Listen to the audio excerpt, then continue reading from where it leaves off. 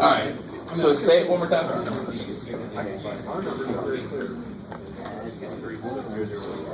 Matt. Okay, so the first row is 4, 0. Okay, so that's 1. 4, 3 makes it. And the last one is 12. And the second one is 0, negative 2. I won't put the last 2 ones cancel. Oh, so there was a. So you want to. So this is a sucky situation. You're going to have to lose a 0 somewhere. Right. It actually depends on what the third. What is the third row? The third row, I got 0, 0. Would you hold 0 pretty much done? Oh, okay, then you're safe. I want to make sure I have this step. You're fine. You can get a 1 here, Yeah. and then that 1 can kill this. Why is this last row so kick-ass about applying it to other rows? Because you can divide, or you can multiply. Because the 0, 0 won't screw with these. I don't want anything to screw with these. These are beautiful. These are my goal. The last row will not screw with them. So if I divide this last row by negative 6, so a few of you guys got to this point here. Now I can use that 1 to kill that, because these zeros will leave this alone. Use that 1 to kill that, because these zeros will leave that alone. Is that cool? Yeah. So you don't have to focus on, oh, those would cancel, but I'm going to lose. Then don't do that. Right? If you're doing like I'm saying, do that column and then that column, that should never happen to you. You should never have to lose a 0 if you do it that way. Yeah. So the last column, you subtracted or added negative 1 and 1, and then Yeah, I can add these exactly how they are, these 2 rows. okay, and then so the second row becomes 0. Yeah. So if I add these 2 rows, I get 0, 1, 0, And 1. 1. Okay, then what about the first row? And then I have to take this and do negative 1 times this and add it, right? So you have to multiply the third. By negative 1. So it'll be negative row 3 plus row 1, because then these would cancel. Okay. Now technically you could do 1 minus 0, 0 minus 1 minus 1. But when you subtract these rows, it's really easy to make a negative mistake. Okay, so then when you multiply the last row of column or row by a negative, Yes. after that it goes back to normal? Yes. Why wouldn't it? Do I want a negative 1 here? No. No, I want a 1. Why is it allowed? Are you asking why is it allowed to do that? Well, because you divided it. Yeah, because I can divide it by negative 1. Okay. Yeah. Is that cool? Yeah. It's too much. But you just said it. You just said exactly how it works. I love it. So you got it a little better than you think. And if this is the first time you're seeing matrices, how many of you, this is basically the first time you ever worked with a matrix before? Okay. So give yourself a break. It's the first day. I don't want you can't be experts right now. Just a pop quiz. No, screw that. You got to give yourself some time, especially with something that's brand new. I mean, it is built off of what we do with equations, but it looks so different. So I know I keep saying it's easy. I got to be careful when I say that because it's not. It's new, so I don't care how easy it really is. It's freaking new, so it's automatically hard, right? But once you get to see it, once you get to work with it a little bit, it is. The computations are very simple, very straightforward. That's my hope. Now let's do this, and then we'll get into some new stuff because we're running out of time. I want to show you how to solve a matrix on the calculator. And shouldn't have to say this, but that does not constitute a good way to solve a problem, right? That's a good way to check a problem. I don't have any trouble with that. But don't tell me your keystrokes and think that counts as showing me your work.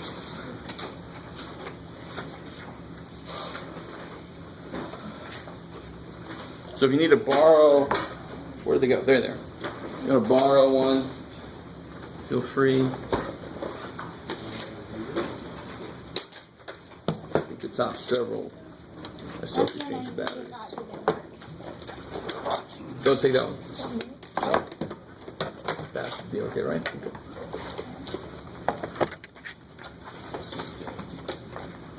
Another one?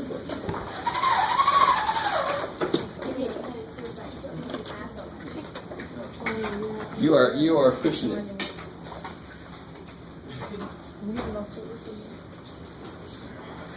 That would be horrible. A calculator that would.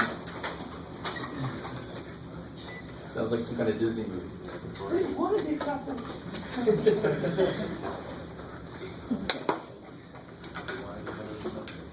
I want the Disney song to be "It's too damn bad." Oh, it's too damn bad.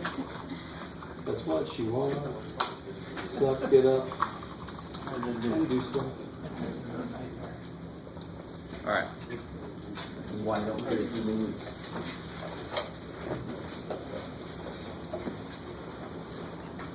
So we're going to do this one that's on the one we just did.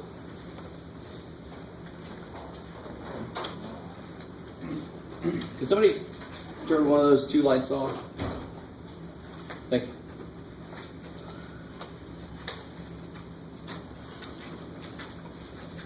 All right, so not surprisingly, the button I want to go to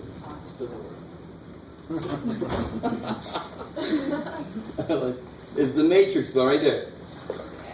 Above the x to the negative 1, so you hit second x to the negative 1 to get into matrix. Now you got to go to edit. All right, so don't worry, it comes up with his name. This is how you can select a matrix. I want to go over to edit. And you guys might, does anybody have like numbers written out here? Yeah. All right, so don't worry about it. So we're all going to do A, right? So just select that, select A. Now, remind me, how big truly is the matrix we're working with, the augmented one? It's 3 by 4. I love it. 3 rows, 4 columns. So I want this to be 3 by 4. So it should be there. Let me know if you have any troubles.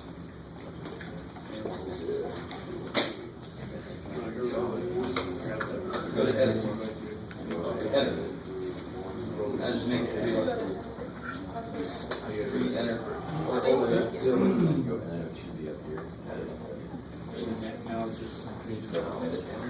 No, you put the points you wanted. It had some points before. Put the points from the problem. Yes, sir.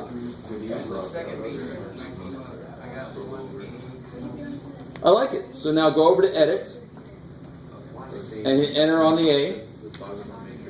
And whatever the hell it says, make it 3 by 4. And then you should have something like this. Some of you guys might have numbers in there. You're just going to overwrite them. So put the numbers from this problem in there. 1, negative 1. We're at 2, 3. Data entry is always exciting.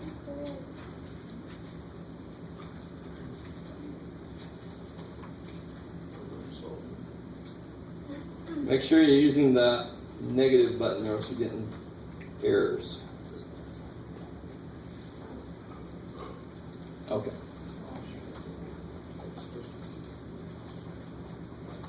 So how are we doing? Is everybody kind of like there or close to it? It can't show you the whole matrix at one time, so it just shows you 3 columns at a time. Okay? So, how are we doing? Good. So now hit second mode to quit. Get the hell out of your matrix. That's what sucks about this calculator. It doesn't do matrices that well. Anytime you go in, you got to get the hell out before you go make stuff happen. Because if I said reduce that matrix while it was still on the last screen, it would try to put the answer inside the matrix. So it'd be like an Inception kind of math thing. And the calculator is just going to freak. So you got to get out. And then I got to go freaking back in. So it's second matrix. And then go to math. Because now I want to do some math. And can anybody tell me, what did I prepare you for earlier? Which one are you looking for? RREF. RREF. Right? That's the second matrix. So it's down here for me. It's B. RREF. Is everybody with me? You guys see the screen here? So hit enter, and now you got to go tell it which matrix, right? So then you got to go back in second, get back into matrix, and then under names, this is where you can select a matrix. Hit enter for A. So now it's saying row reduce matrix A, and you should get there. Let's see. Okay, Wait, what? Sorry. Where are we at? Oh, you gotta tell it. Go back to the matrix. Substance. That's right. A. I told it which one to do. Why? The answer is yeah. Okay. Oh, you hit go. You hit no and go there. Like, the Second. numbers is just like, You have to zero that check. Right, so now you go back. that's how you can hear it. Like, let's say if I change it. Negative Go down to R. and then what you Yep. yeah, you know, you're right, you just someone knows you're missing. Okay, so on the backwards, you just put second, and then you're out, right? And then you go back again, just like matrix, you got the matrix,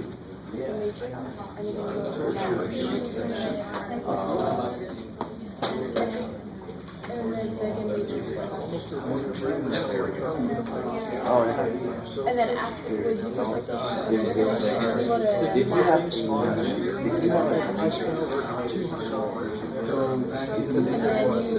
all the way down to all, you have another.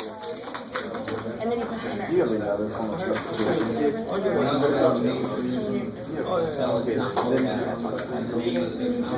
So one And then you can show you that, right? Then what you do is you go to second matrix,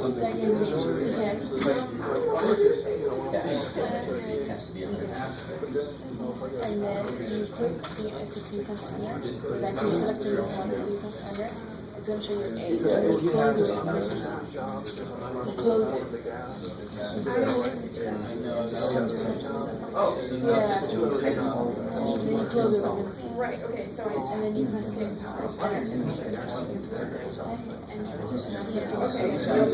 Hold on. No, it's more than that. It was for me, 42,000. okay. That's a small ass site. Yeah, about maybe 30. 1,000. So real quick, one more time. Second matrix. Names is where you select a matrix. Math is what you can do to a matrix. Edit is where you build it. So you come in here, put all your matrix stuff in there. Quit. Then you can go back in and tell it math. You do all this neat stuff that we're not going to talk about. Oops. RREF, and then you got to go back in and tell it which one you want to do it to. Bam. Check it out, you gotta do those swaps. I just want to catch it on the camera action.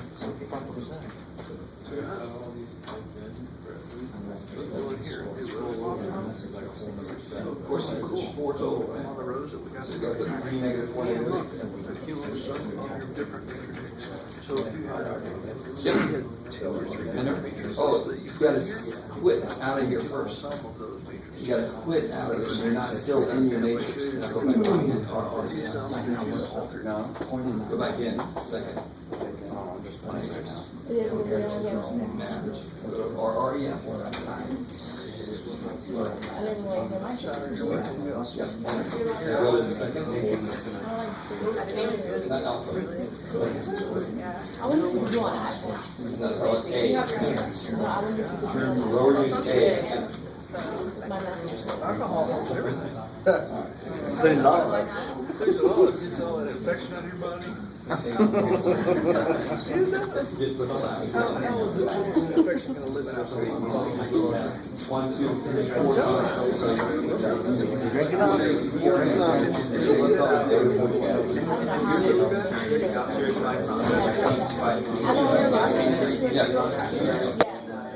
All right.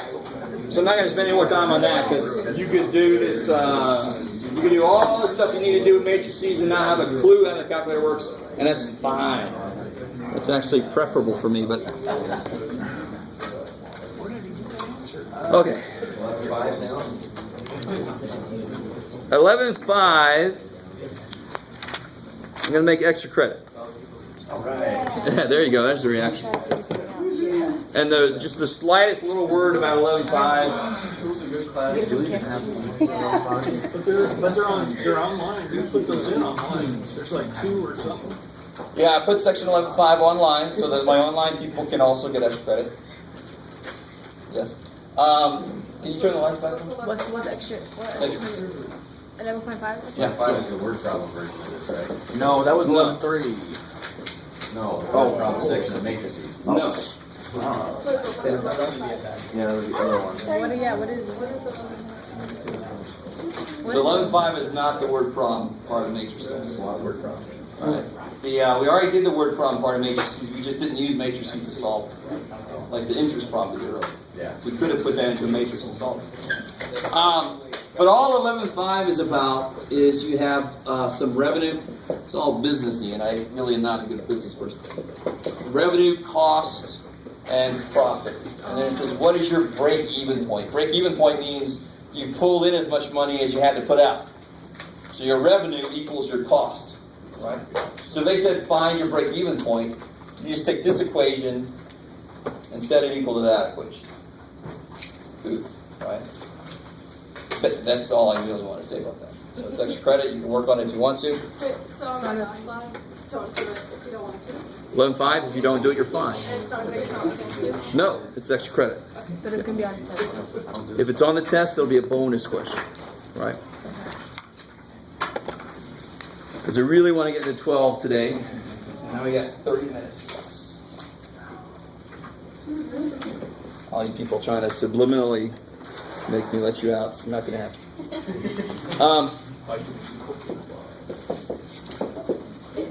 Okay. So let's see how much you already know. What's the square root of 81? 9. Because of course, this is a really good thing that's going to lead into logarithms for us later.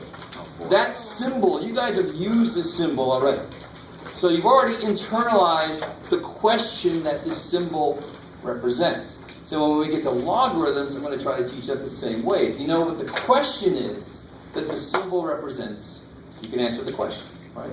So this question is, what does it take 2 of to multiply by 81? Plus or minus. Careful. It's 9. Now, I'm glad you said that. This is related to this in a way. But how do you solve that? What do you do when you do that? Plus or minus, right? Right, So x equals positive square root of 81 or negative square root of 81. So the positive root of 81 is 9. If I want the other root of 81, I have to put a negative sign on it. Now that would be Negative 9. Negative 9. That would be negative 9, right? Come on now. This one says, which root do I want? The positive one. So I get the positive root. Which root do I want here? The negative one. So I get the negative root. There are 2 roots to 81. I agree with you. Right? But this symbol by itself means what's called the principal root, which is the positive root. Easy one. Yeah, we do so far. Good. Dandy. Okay. So what about this?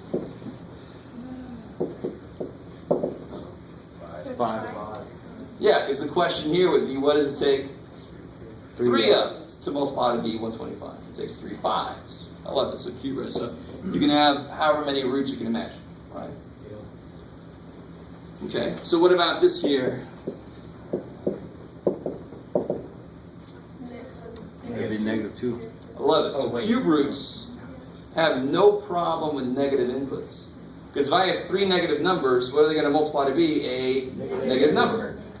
If I have 2 negative numbers, that's going to multiply to be a positive. Shit. So that means even roots are going to have problems with negative inputs. Right? Odd roots are more laid back. They're like, all right, you're negative, you're still negative at the end, everything's fine. But if I try to do the square root of negative 16, if I think the answer is negative 4, well, what's negative 4 times negative 4? Positive 16. Can't be. If I think it's 4, it's obviously not 4. You can't have a negative in there, can you? You can't have a negative in there, can you? Yeah, you can't if you're working with real numbers. The actual answer is going to involve imaginary numbers. So some of you guys know the answer is 4i, but the rest of us, we're not there, so we're not going to worry about that. Right now, we're just going to say not real.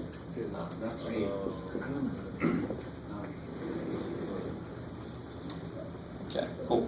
If you say can't be done, I'm okay with that too, because we can't be done yet. We haven't talked about what it is yet. I like it. So you guys see the difference there. So here's something nifty. I know you guys love domain.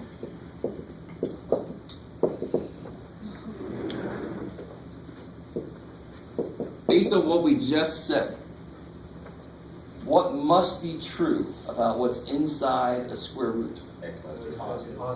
Or over. The thing itself Must be 0. Good, I like it. The smallest it could be is 0, because what's the square root of 0? 0. 0, right? So the inside must be at least 0. You guys, it can't be negative, it can't be less than 0. It must be at least 0 or more.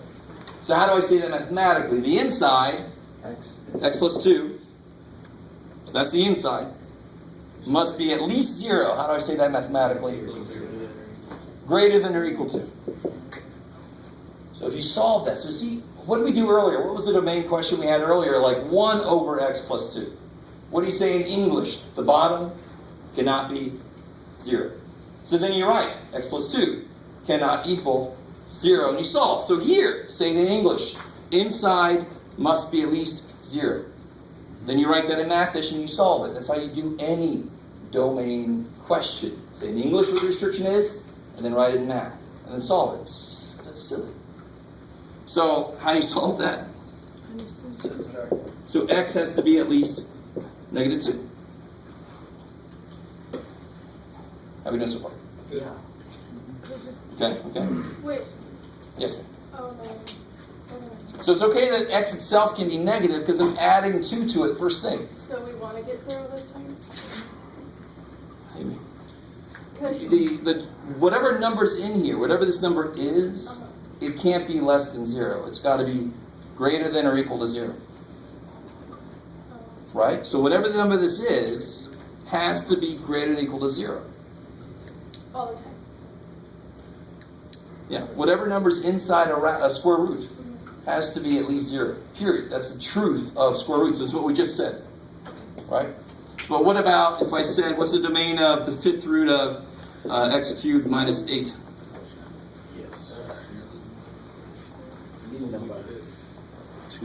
All real numbers.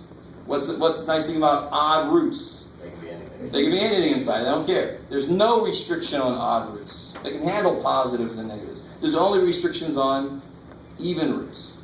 So if I had a 4th root, it'd be the exact same work. You guys got it? Even roots, very uptight. They can only handle positive inputs before they get all freaky. Odd roots, they're cool with everything. Whatever you are, man. Okay. Maybe. So the answer to that last example would be all real numbers? yep. So this would be all reals. And it's because the uneven or the odd root on the outside, correct? Yes. Because it's a 5th root. So 5th roots can handle negatives, positives. They don't care. Because if I have 5 negatives, it's still going to come out negative. But if I have 4 negatives, it's always going to come out positive. That's why even roots are so picky. Because an even number of things can only multiply to come out positive. Okay. But an odd number can multiply either way.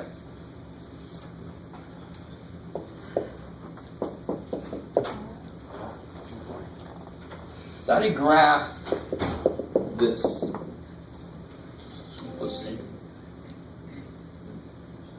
That would be actually bad. Yeah. This actually comes out to be a parabola that fell over and lost half of itself. Right. Parabola had a rough night. Start at 0 and then just gradually. I like so. How do you graph something you don't know exactly what it looks like? What's the most basic way to graph something? Plug points. Plug points and make a table. So, like you said, the lowest number I can plug in here is 0. And of course, square root of 0 is 0. Next smart number to use is 1. So square root of 1 is 1. I'm not going to use 2. I'm not going to use 3. I'm going to use 4. Yeah.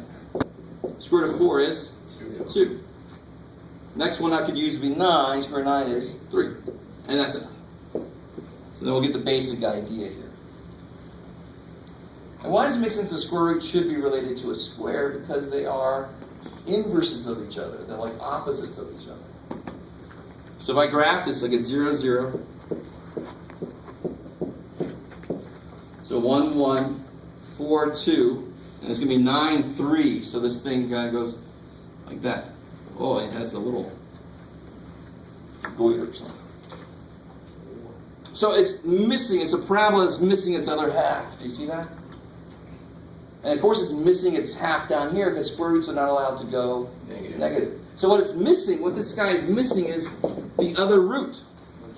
That would be this. That's like the opposite of this. That would fill in that parabola. Does that make sense? A little bit? Okay. All right. Somebody says, you lost me at how was your weekend? All right. So if I ask you to graph something like, what do you got, Jeff?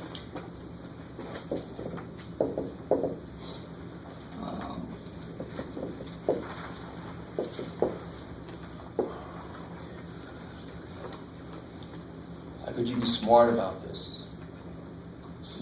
What's the smallest number you could plug in there?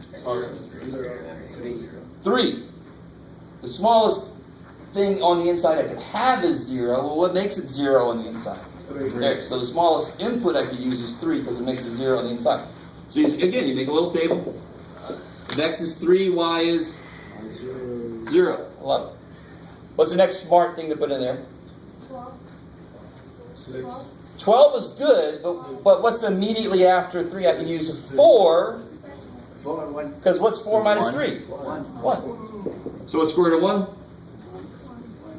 Now what makes a 4 in here if x is 7? Do you see how you can figure out the smart inputs to use? I don't want to try to graph square root of 5. I don't know about you guys. I don't. Right? So if I put a 7 in there, I get square root of 4 is 2. And then I can graph it. So it'll be 3, 0, 4, 1, and 7, 2. So it's basically that guy moved over by 3. So we call a shift. Shifted it over. Yeah, we're doing so far. Okay, that's the theme of the day. That's about how we've been doing all day. All right. So coming back here, so we got the graphing part, we got the domain part. Those always kind of go together. What about this little bit of weirdness here?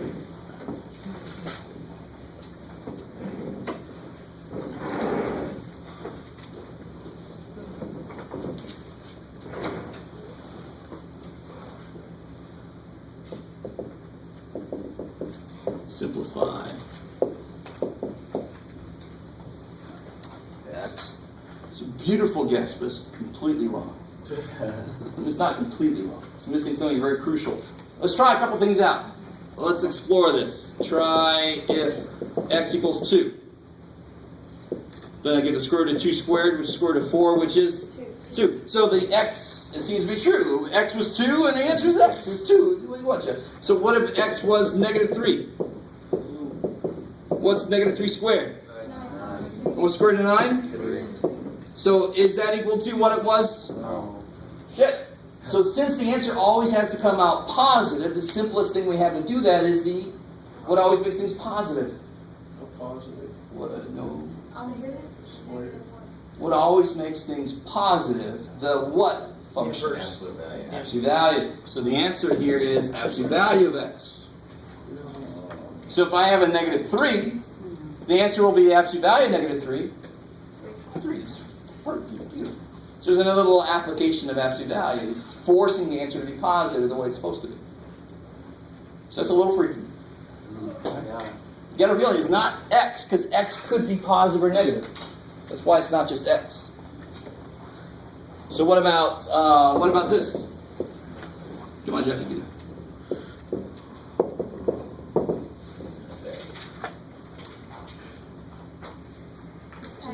That one's x, because it's a cube root. Odd roots are cool with everything. It's going to come out positive, negative, whatever it is. So that's going to be just x. So it's only the even roots that require the absolute values. So what about this?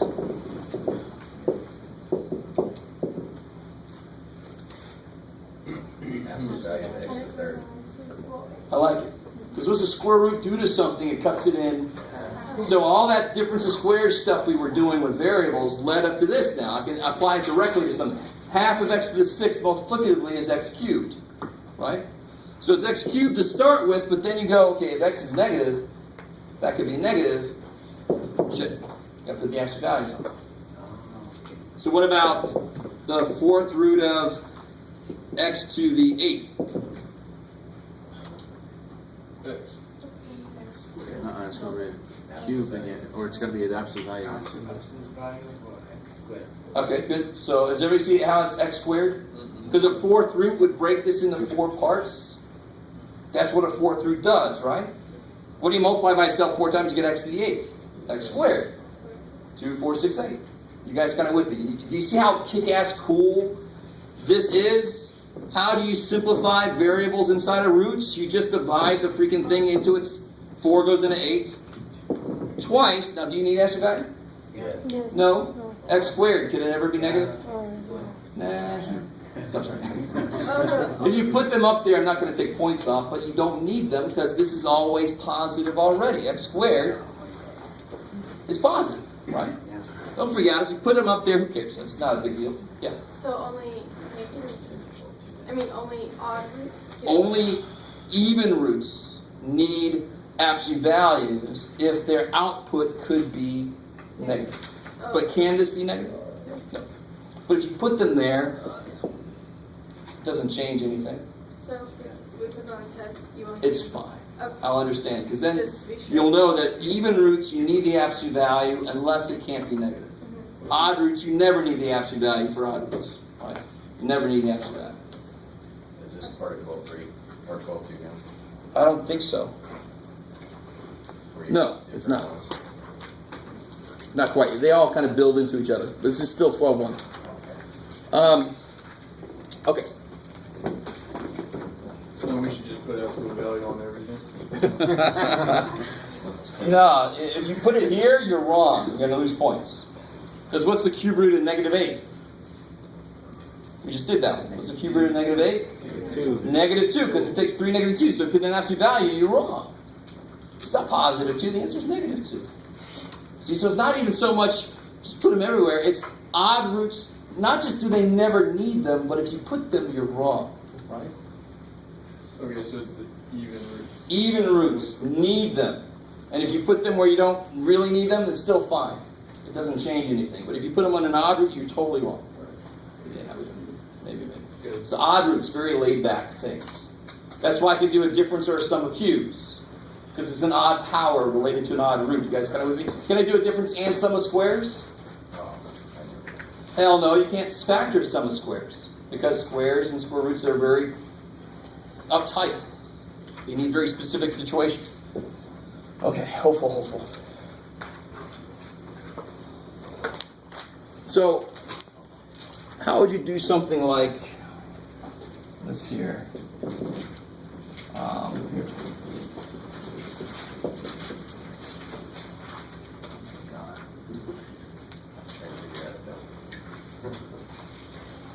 So in general, if you can't immediately see it, considering this is a 5th root, a 5th root wants to do what to a number?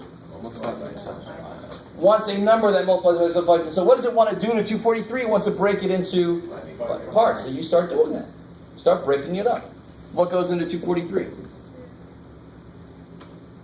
What goes into 24 and 3? 3. 3 goes into 243, 81. 81 is 9 times 9. 9s are both 3, 3, 3, 3. So how many 3s does it take to make 243? So the 5th root of 243 is 3 because it took 5 3s to make 243. You guys with me? So 5th root says, what does it take 5 of to make this? The answer will be that number that it takes this many of to make this. Bam. That's what a root symbol, that's what the question is. And so if there was a number left over, that one would go inside. I like it. So we're not quite there yet, but you're exactly right. Okay. Yes, sir. The book says, or uses the term, the principle. Yes, I said that earlier, but I didn't make a big deal out of it. If you see square root of 9, that's the principal square root of 9. That's why it's always positive. If you want the negative root of 9, you have to actually say negative root of 9. And is that also the principal? No. It's the secondary. It's Oh, the I see. other root. I Yeah. see. Okay. So the principal root is what the symbol by itself means. It means the positive root. Because 9 has 2 square roots. It has 2 roots. 3 and negative 3. Both of those will square to be 9. But this symbol just means the positive 3. Cool. Okay. Oh. Yeah. So one last thing. I'll let us go. I'll still let us go early. Oh no, we get out at 5. What's that? We get to Oh, all right, sorry. I was trying to figure out. No, I was like, she's not trying to get something from me. She actually thinks it's 12.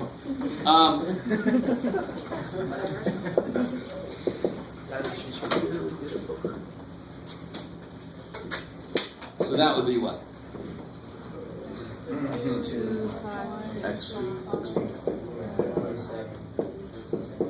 See how simple that is? It breaks them all up into 5 parts. So you really just do 5 into 10. Because how do you break 10 into 5 parts? You divide it by 5. So the beautiful thing is the root itself just goes into each power. Now just to lead us into the next thing, if I had this, watch how kind of nice, ever since we first learned division, the words that we used actually prepared us for this problem. 5 goes into 11 twice with how many left over? With 1. So 5 goes in 11 twice. Bam. With 1 left over. Left inside. That is silly nice. Beautiful shortcut. Do you have to write that 5 there? Say again? You have Do you to have to find write it. the 5 there? So it's inside here, right? Yeah. So the question is? No, I mean when you write the answer, it's x squared, and then you write. The 5th root cannot magically become a square root. So if you lose this number, you have changed what root it is. So if you start with a cube root, you better end with a cube root, or else you did something really neat. So don't lose. If you just write that, that's no good. The 5th root of this can't equal something times the square root of it. You don't want to lose this number because that changes what root it is. But that's how it's expressed. X squared. Yeah. So we'll talk a lot more about this next time. That's And what section is that? That's section 12.2. Getting into that. Yeah. No, I'm pretty sure there's a way to do it on this damn thing. But I don't know how. Oh shit. Oh, everybody's still here. Guys, We're leaving. there's a quiz tomorrow. Yay! Huh? Until what? Up through 11.2. No matrices. No matrices. Using that cube root to do that.